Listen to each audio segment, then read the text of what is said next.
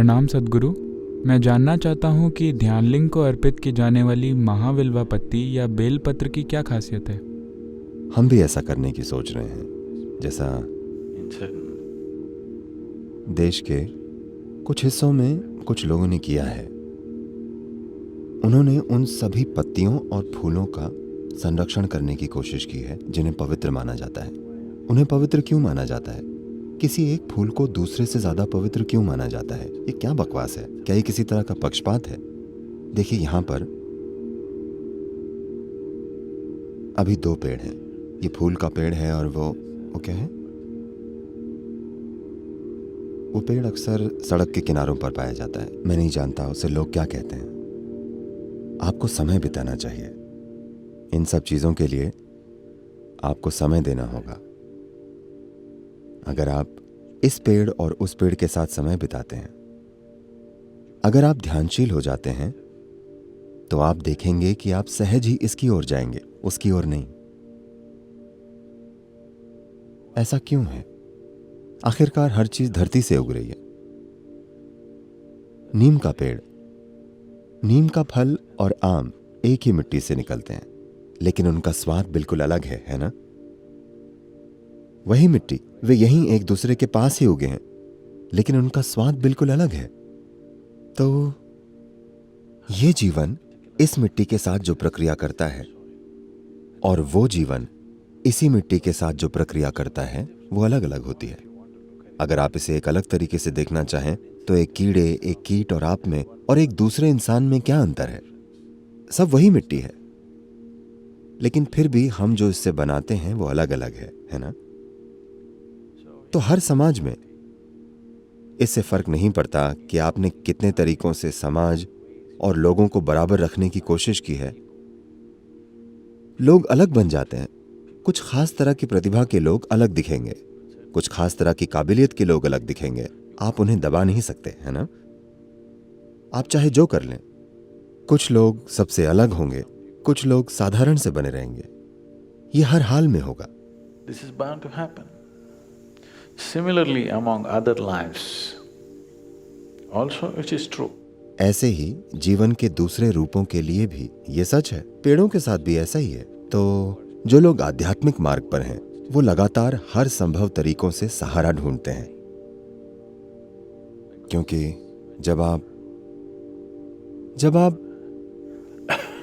एक लंबी यात्रा पर हों, और खासकर अगर वो इलाका आपके लिए अनजान हो, वो इलाका आपके लिए बिल्कुल नया हो, तब आप मार्ग में हर छोटे से छोटे सहारे का इस्तेमाल करना चाहेंगे।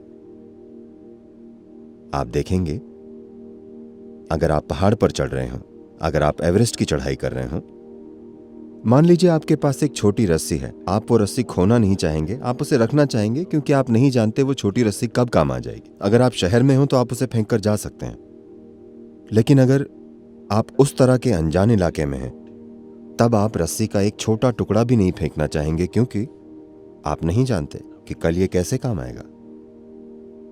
तो जब आप आध्यात्मिक मार्ग पर हैं, तब यही बात लागू होती है, क्योंकि ये एक अनजान इलाका है। लोगों ने हर उस छोटी चीज को पहचाना जो आपके लिए सहायक हो सकती है। So they did not leave even the… तो उन्होंने फूलों, फल और पत्तियों को भी नहीं छोड़ा, वो सभी चीजें जो आपकी सहायता कर सकती हैं। So always it is said, Vilva is dear to Shiva. तो ये हमेशा कहा गया कि विल्वा शिव को प्रिय है। उनके लिए सब कुछ एक है, ठीक है? ऐसा नहीं है कि ये शिव को प्रिय है। इसके शिव को प्रिय होने का अर्थ है कि एक तरह से इसके स्पंदन उस तत्व के सबसे ज्यादा करीब हैं जिसे हम शिव कहते हैं। वे निकट हैं, वे उसी दिशा में हैं। ऐसे ही हमने कई चीजें पहचानी हैं, सिर्फ एक खास पत्ती ही नहीं। हमने कई चीजों को पहचाना है, और सिर्फ वही चीजें अर्पित की जाती हैं, क्योंकि वे आपके लिए संपर्क बनाने का साधन बन जाती हैं। आप वो पत्ती उनके पास छोड़ नहीं आते, आप उसे वहां रखते हैं और फिर वापस ले आते हैं, है ना?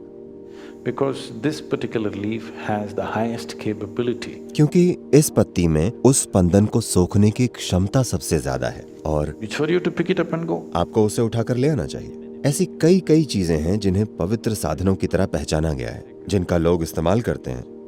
आपको ये समझना चाहिए, इसका संबंध देवताओं से नहीं है, इसका संबंध आपसे और किसी चीज तक पहुंच बनाने की आपकी काबिलियत से है। तो मान लीजिए आप इसे आजमा सकते हैं। आप ये प्रयोग कीजिए, ध्यानलिंगा में जाइए। ठीक, मान लीजिए ये ऐसा जैविक सूती कपड़ा पहनकर वहां बैठिए, देखिए कैसा महसूस होता है। कच्चा रेशम पहनकर वहां बैठिए और देखिए कैसा महसूस होता है।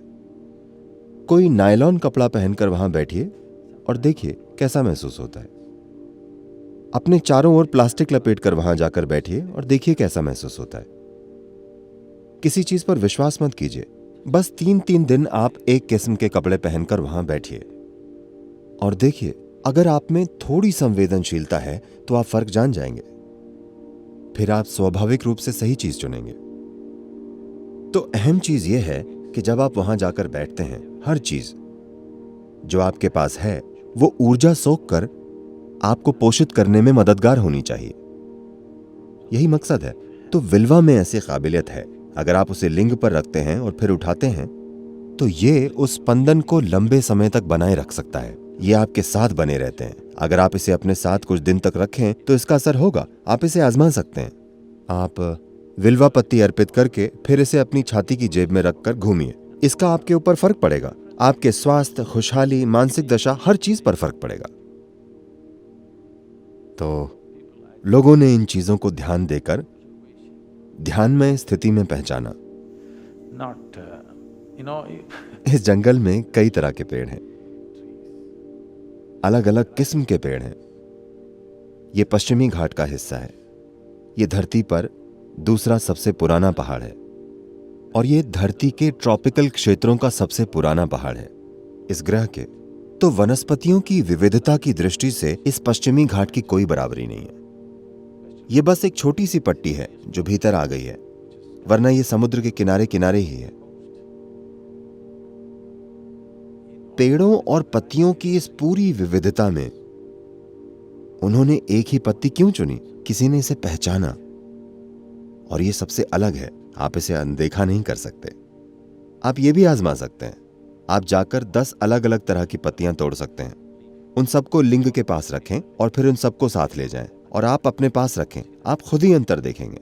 इसे देखने के लिए आप में एक खास तरह की संवेदनशीलता होनी चाहिए, लेकिन इसमें कोई शक नहीं है कि जो संवेदनशील हैं वे फर्क महसूस करेंगे। अपनी आंखें बंद करके, अगर उनकी आंखें खुली हैं तो उनमें पक्षपात आ सकता है।